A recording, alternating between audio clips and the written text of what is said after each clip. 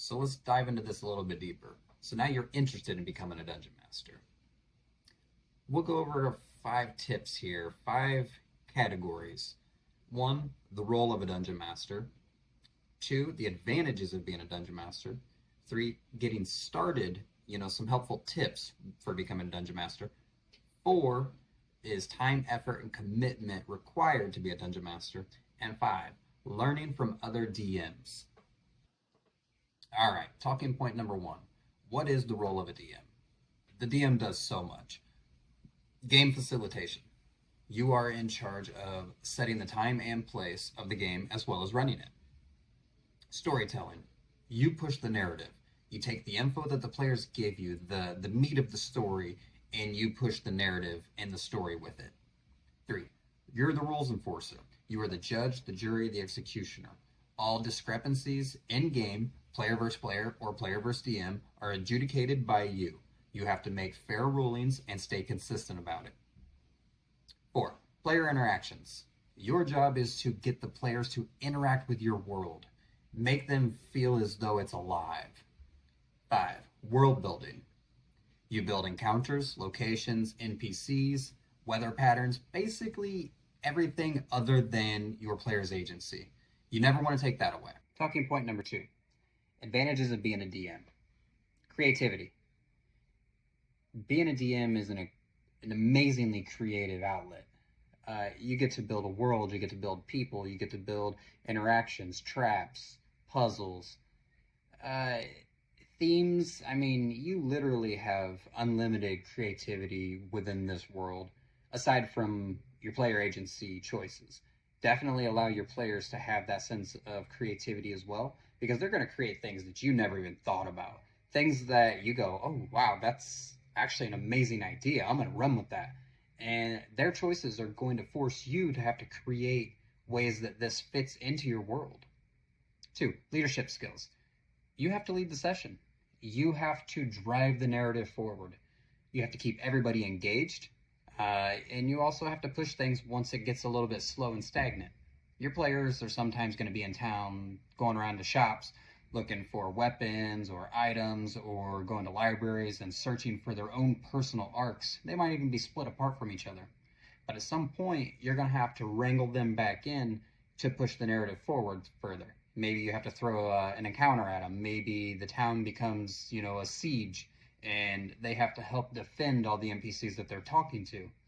You have to find a way to lead them back to the storyline when they get off, on their own tangents. 3, personal fulfillment. Every creation, every item, every NPC, every world, every single interaction that you create in this game, you pour yourself into it.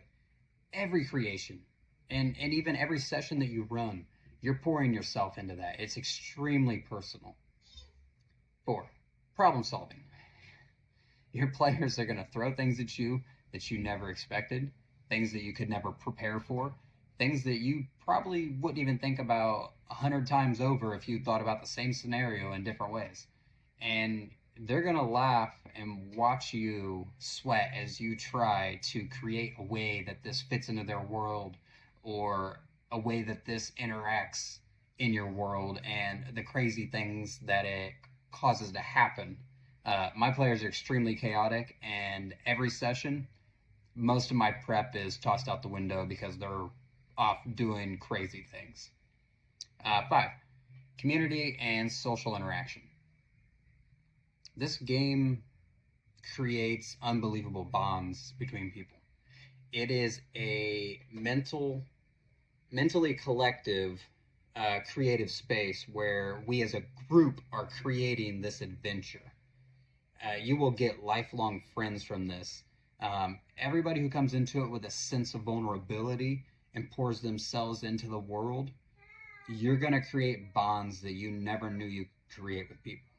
It's amazing. 10, 15 years down the road, you can see somebody and be like, hey, you remember the one day we ran this campaign and this character did this? And they'll say, oh yeah, absolutely, I remember that. And do you remember this? And you're going to bounce stories back and forth from your campaigns. It's just unbelievable. Talking point number 3, getting started. Initial steps. As soon as your players and yourself are ready and you're excited to start playing, you as DM just need to pick a date. Say, this is the day we're starting, and you start that date. Even if you feel like you're not ready, just start it. You will feel better. 2. Basic tools. Essentially, you're just going to need players, a DM, dice, paper, pens, and that's about it. If you don't have dice, you can use D&D Beyond or Roll20. There's tons of online resources for that. 3. Session prep. Prep the town, important landmarks, key NPCs, the start to maybe 3 quests. You don't have to do a whole lot in the quest, just the starting points. A few random encounters, a list of 10 random names, because your players will ask NPCs what their names are, and it's easier to have a list than just think of it on the spot. Come with an open mind and excitement. 4. Learning the basics. All you're really going to need is a basic understanding of the rules, some of the combat mechanics, some monster stats. All of this you can pick up in the Dungeon Master guide. And then you might want to also look at your players' abilities. That'll help you immensely in combat. 5. Starting small. Plan just enough to know the area, its surrounding areas, anything that's relevantly close, landmark-wise. You will eventually grow and build out, but you're going to build based off of your players' choices. They will make decisions in game, and you will build future encounters based off those choices. Talking point number 4. Time, effort, and commitment. This game takes time. It takes effort, and it definitely takes commitment. Prep time. Unless you are extremely good at improv, you're likely going to spend more prep time than you will during session. And that's perfectly fine. It's almost inevitable. It's better to be over-prepared than under-prepared. 2. Game sessions. Sessions take time as well. They usually run longer than planned. Almost any encounter or interaction that you have planned for your players, it will take longer than you anticipated to take. It's guaranteed. It's okay if you run out of prep material and you have to cut a session short. Just be honest with your players and say, hey, look, I'm a little underprepared this week. We'll pick it up next week and I'll do better. 3. Ongoing efforts. Take notes of what players interact with. See what they gravitate towards, what resonates with them. Cut out the extra stuff, the unnecessary stuff. If everyone keeps showing up every week, everybody's engaged and interacting with the world, then you're probably doing an okay job. 4. Balancing responsibilities. You got home life, family time, you got world building, prepping, session running. It's really hard to balance everything. You just need to set time aside for a little bit here, a little bit there. It's very helpful if you take notes throughout the day with different ideas toward prepping toward a session. That's extremely helpful for me. 5. Efficiency prep. Take notes during the week about the upcoming session. Plan 1 to 2 hours on 1 to 2 days that you want to spend out of each week to do session prep or world building. Talking point number 5. Learning from other DMs.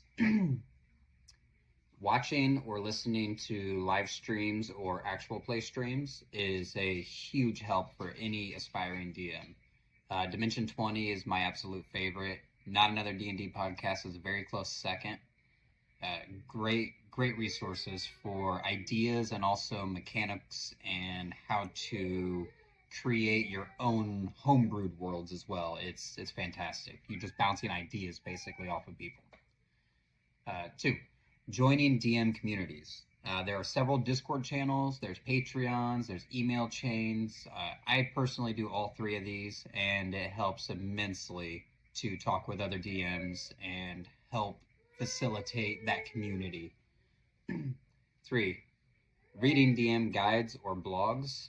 There are innumerable options for this. You just have to search for it. Currently, you're watching this video, for example. 4. Workshops and seminars. You can search for these online.